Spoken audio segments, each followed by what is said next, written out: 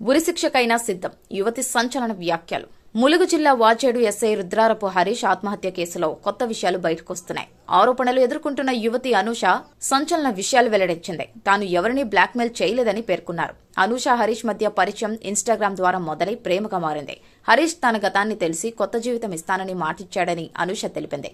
హరీష్ కుటుంబం వివాహం చేయడంతో ఒత్తిడికి గురై ఆత్మహత్య చేసుకున్నాడని అనూష ఆవేదన వ్యక్తం చేశారు.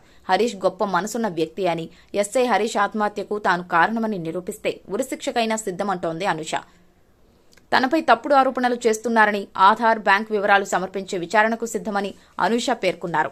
నేరం నిరూపిస్తే ఏ శిక్షకైనా సిద్దమని ఆమె స్పష్టం చేశారు. హరీష్ తన మరణానికి ముందు ప్రేమను వ్యక్తం చేశారని, చివరి రోజు తమ మధ్య ఏ గొడవలు జరగలేదని అనూష వివరించారు. హరీష్ మానసికంగా తీవ్ర ఒత్తిడికి లోనై ఈ నిర్ణయం తీసుకున్నాడని ఆమె తెలిపారు. హరీష్ కు పెద్దలు కుదిర్చిన పెళ్లి విషయాన్ని తనకు చెప్పలేదని అంటోంది. ఏదో యాక్సిడెంట్ జరిగిందని తెలిసి వాచేడుకు వెళ్లానని చెబుతోంది.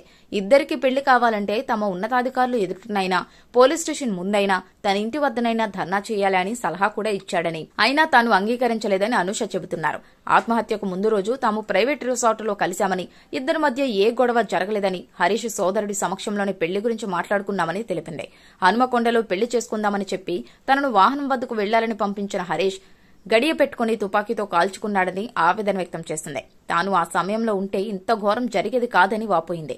తనను మోసం చేయాలని ఆలోచన హరీష్ కు ఏ కోసానా లేదని అనూష చెబుతోంది. తనను వదులుకోలేక, తల్లిదండ్రులకు చెప్పలేక మానసిక ఘర్షణకు లోనై ఆత్మహత్య చేసుకున్నాడని ఆవేదన వ్యక్తం చేసింది.